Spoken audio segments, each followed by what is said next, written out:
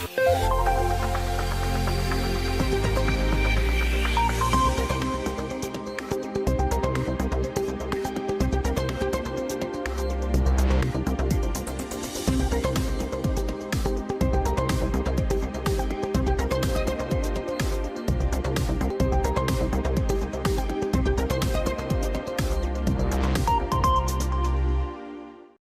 and welcome to Daily Spark TV. Thank you so much for joining me.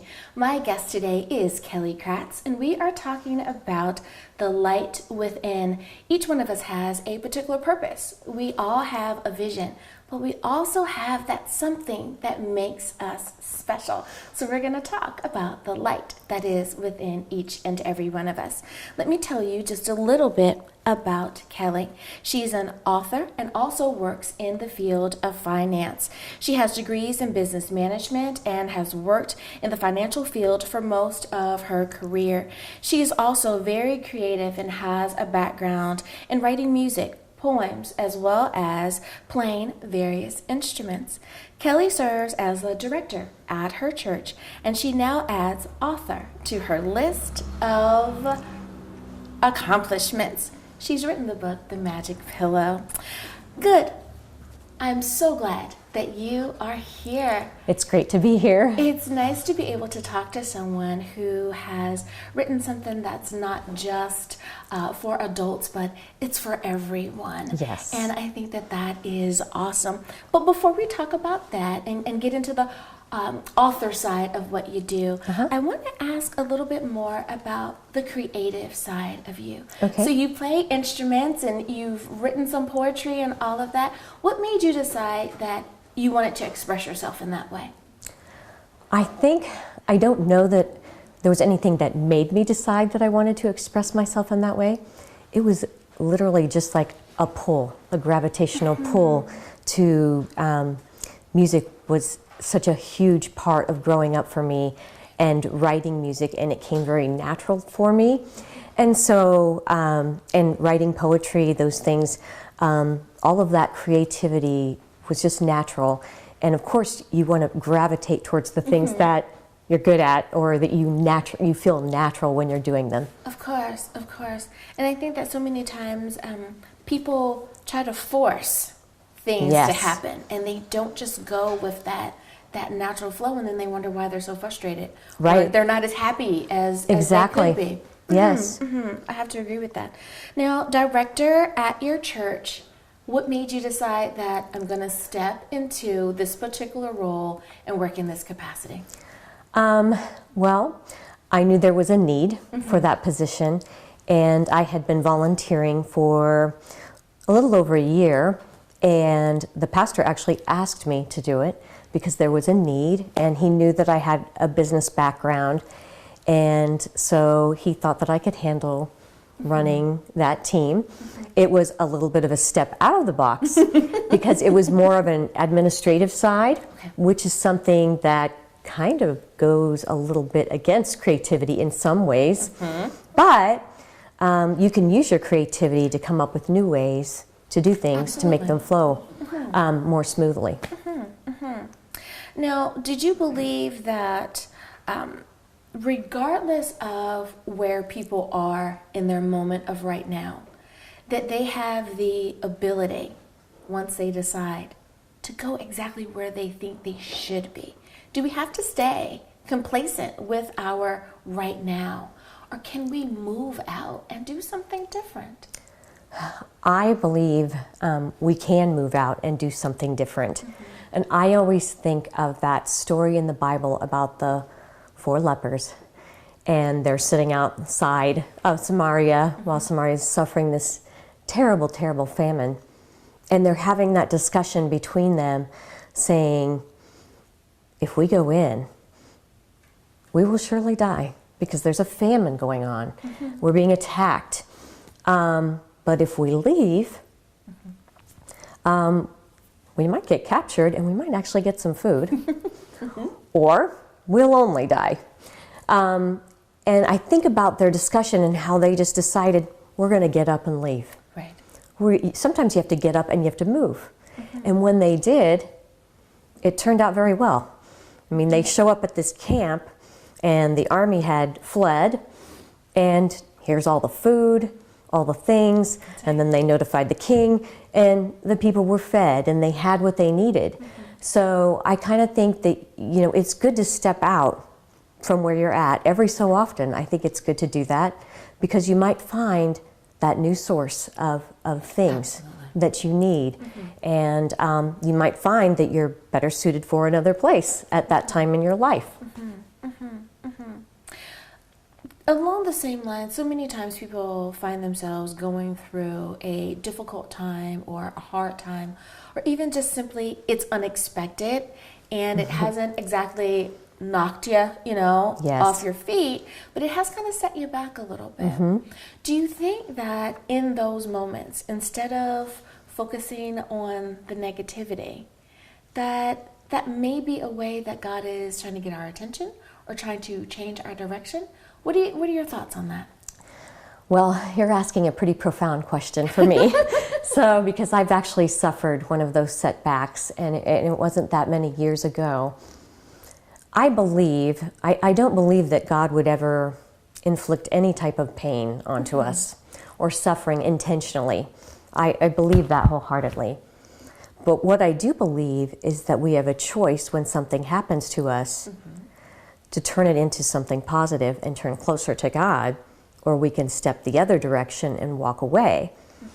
And in my case, I had suffered an illness, I think it's almost 4 years ago now, which is good, and it had put me out of work. And so I started volunteering at my church, and I learned that I had new skills. I mean, I was pretty debilitated. I wasn't allowed to drive. That's a very strange feeling when you can't just get in the car and drive whenever you want. I wasn't working, and I had had a very successful career prior to that, but I took that opportunity of time at home to reflect and look at other things. And that's when I started volunteering. I had full time. Right. I learned some new skills. It sort of brought out that creative side of me again. So I used it to become closer with God. Absolutely. And turn things around and get on God's path. And I hate to cut you off, but it's time for a break. We'll be back right after this.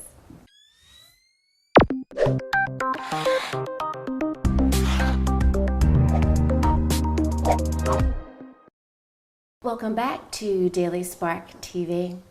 Well, Kelly, I want to ask you this question. As we become older, many times people just assume that we should also mature as far as wisdom and knowledge is concerned. You have worked in various capacities. Do you find that people do truly mature, or do we sometimes need a little helping hand, someone there to help mentor or guide us and give us those bits of wisdom? I believe that you always need a guide and a mentor around. I think it's just always good to have someone there as that guide to always keep things in check, and you almost work kind of like a team. But yes, as you mature, there's no doubt that the experiences that you go through in your life do shape you, and your closeness to God changes, your wisdom changes as you learn His Word and you become closer to Him, and you have a whole different view on life as you get a little bit older and you're able to make some different choices about life in general and where you're going to go. Now, with your experience, both asking from the financial world as well as in our spiritual development, have you found that just because someone is older, it doesn't mean that they are wiser, that they haven't picked up with the lesson that life has given them? What would you suggest if they say, that's me? What do you suggest that they do? I believe if they haven't picked up on wisdom, that they probably haven't pursued a close relationship with God and the Word. I've known some people who are older, and you would think they are wiser, and you would think they would make different decisions. But the truth is, I look back through even the history of the Bible. If you learn something when you're young, you may carry that habit all the way through your life unless something changes. So the process of decision making may not change because you've learned it and it's just a habit. And so I think the way you change is you change through God. You change through the Holy Spirit and His presence. And the most important thing is develop that relationship with God, to hear His voice and try to get rid of your own voices that you have inside of your head so that you can hear and make the right choices as you at any age. That's so true. Now, when we are trying to develop and become our best selves, is there any bit of advice, and since you have worked in the financial world, I'm going to ask two sides of the coin there. Financially, are there any things that we need to do to make sure that we are in the best possible place that we can be? Flip side of the coin, spiritually, how do we make sure that we don't lose our light, that we continue to shine and be all that we can be, that God has called us to be? Well, I believe, based on some things that the Bible says, that we need to be good stewards of our money. And I personally believe it's not my money, it's God's money. And that's my personal belief from everything that I've read in the Bible. But God also wants us to be good stewards of what we have. So making wise choices with your money is very important, and getting, the help that you need so that you can make wise choices if you don't know how to make those wise choices. And then spiritually, making those wise choices as well. Again, I pull it all back into your relationship with God, and hearing His voice and getting His instruction and obeying what He's telling you to do. And the more you obey, the more He gives you and the more He rewards. And it's just such a great adventure to go through in your life, and you kind of stop thinking so much about the money aspect of things, and you start to think more about the life part of things and living life to the fullest. Now, if, let's say, one of your friends came to you and said, you know what, Kelly, I think that I'm supposed to go left as far as the path that life is bringing to me, but I really want to go right. Something is pulling me that way. How do we advise our friends when it comes to those life decisions, and kind of making sure that they don't lose who they are in the process? That's a great question. And I've been asked that by some people who are younger than me, who are feeling like that pull to go a certain direction. And I always think of that verse, that it stays in my head. Whether you go to the right or to the left, there's always that voice behind your ear saying, this is the path, walk in it. So I, again, go back to the core. You have to have a real relationship with God, meaning take the time every day to just read His Word, to pray, to worship to Him, and then just be still and listen to what He's saying. And then just write down what He's saying.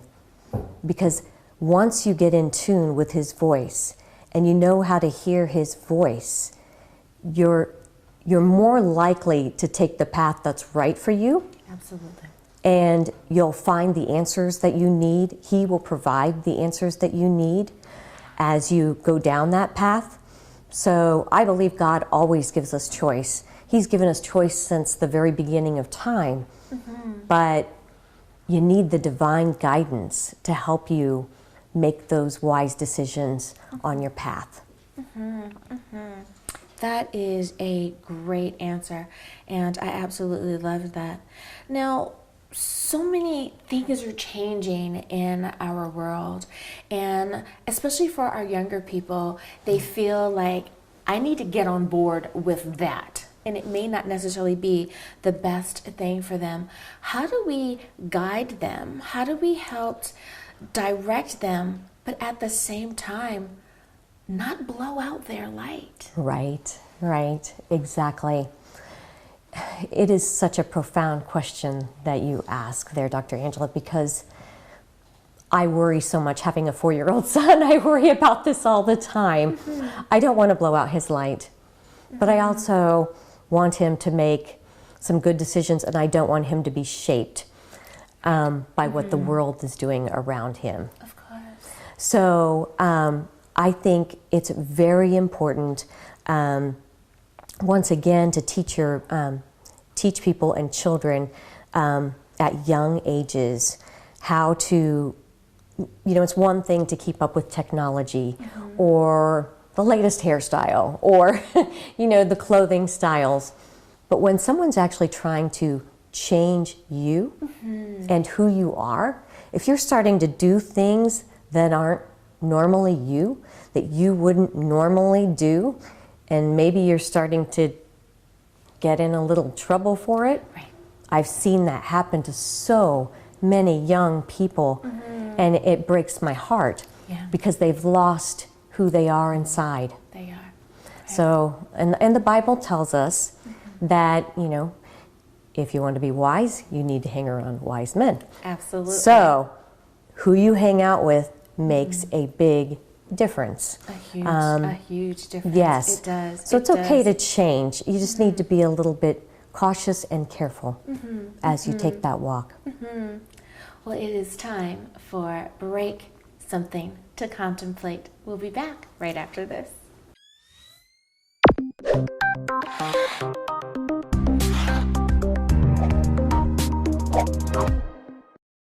I'm Kelly Kratz, and I have the book, The Magic Pillow, The Passage of Light.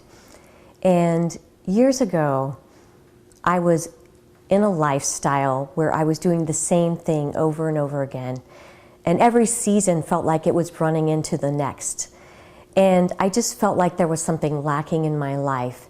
And I grew up being so creative, writing music and poetry and short stories, and very creative with many different things.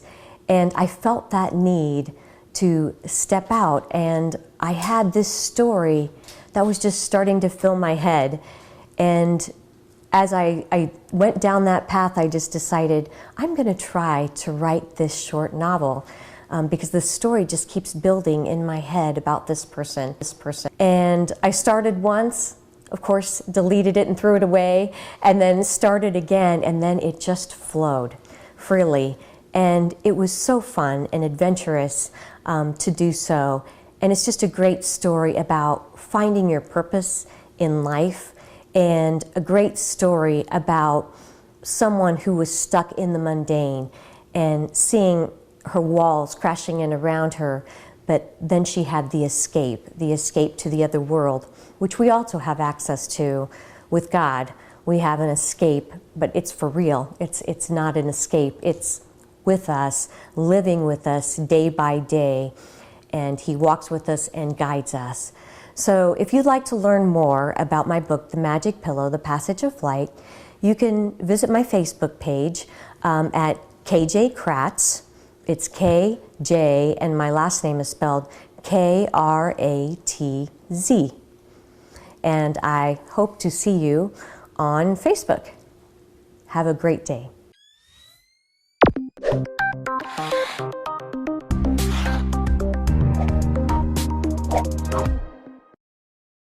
Welcome back to Daily Spark TV. My guest today is Kelly Kratz. Kelly, we're talking about the light within and making sure that we allow for that Spirit of God to continue to shine within us, that we don't allow the craziness of the day and of the situation to extinguish us. And sometimes that can kind of be difficult, especially for our young adults out there. Are there any particular tips that you have for them to help them keep their energy high, to not worry about everything that's out there? Yes. Well, I think about, to keep your energy high, you have to mix things up. And you have to mix things up in a good way. So stretching yourself a little bit in a good way, meaning maybe you're going to step out and you're going to try to get an additional degree in education. Or maybe you're going to step out and you're going to try a different job. And you want to see, maybe you want to educate yourself on a new skill set. Those are positive, energy-driving things because they create a little bit of adrenaline. Right. Your feet are shifting back and forth underneath you, Right. and it creates excitement in your life. Because I think the monotony of life can definitely get to you when you're doing the same thing over and over again. And so I think it's important to mix things up, but to do obviously the right things when you're doing that. Pursue something good. Now, do you find that there's a particular age where it seems like our children are really starting to listen to what we have to say? Or let me ask the question a different way. Is there a certain age at which we should start pouring into them to make sure that they're understanding exactly what we're trying to instill in them? I have a very strong belief in this, and I didn't realize this until I had my own son. And my son is 4, about to turn 5. But people always told me, you should read to your children when they're a baby. When they're 1, they're 2, they're 3, keep reading. Well, the same thing goes for helping the light within. And so I, with my son, have really helped him learn how the basic stories of the Bible, learn about wisdom that the Bible gives you. I've even started practicing with my son at an early age. He saw me the other morning, and I was up early, and I had read my scripture, and I had had my little worship time, and I was writing. And I was writing, the voice inside my head that God was speaking. And he came over to me and he said, "Mommy, what are you doing?" And I said, "Well, I'm writing down what God's telling me." And he said, "Will you read it to me?" Aww. And he got so excited.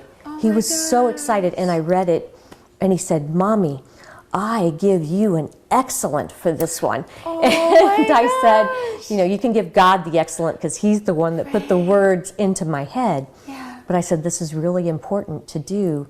And so he so desperately now wants to hear God's voice and wants to learn to do what I'm doing. And he believes in Jesus, and he wants to hear God's voice. So I think the younger you start instilling the importance of your relationship with God, the better. And I know so many times I talk about learned behaviors and how important it is for us as parents to be very aware, very cognizant of what we're doing around our children, because they're going to pick up on those little things that we do, even if we haven't picked up on those little things that we do.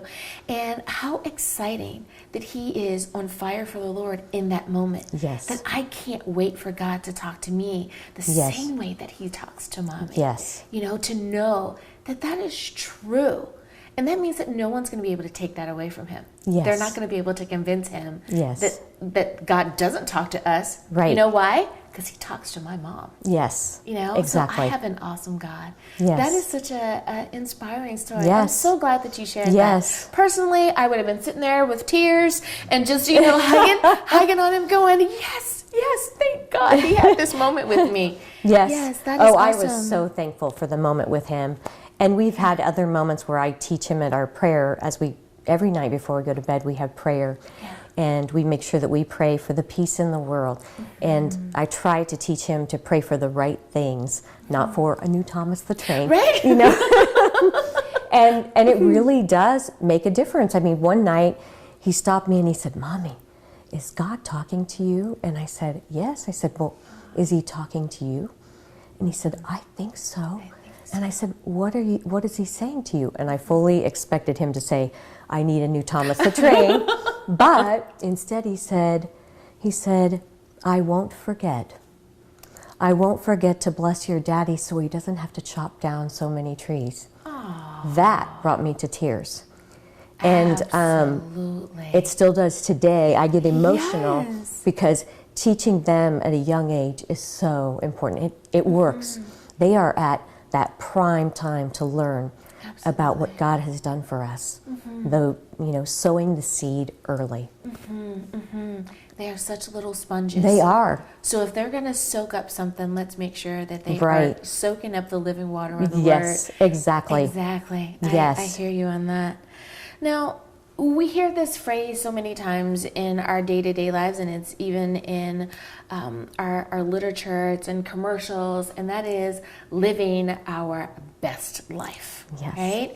And so many times we get caught up in a catchphrase and we don't realize that there really is a positive intention behind this particular phrase.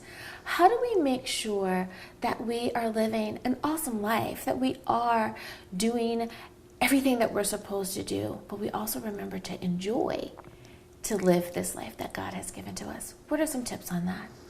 Well, I think the joy actually comes naturally. So when you're living out the best of your life and you form this great relationship with God, and He sends you on these wonderful adventures that you never dreamed you would be doing, because you're walking in these steps, you just naturally feel this joy and peace and excitement. So to live out your best, I think having that great close connection with God is important. I think that, again, God gives us choice. Be creative and then pray about it and ask for His confirmation on some of these things. And to live out your best, make sure that you're loving one another. You're spending that time with your family. Soak up every moment. Put the phone down and just enjoy. Yes, I think that you have said a mouthful there. Yes. Well, Kelly Kratz, thank you so much for spending time with us on Daily Spark TV today. Great. It's been great. Thank you. And thank you for tuning in as well. I hope that I have inspired you, enlightened you, and empowered you. Until next time, bye-bye.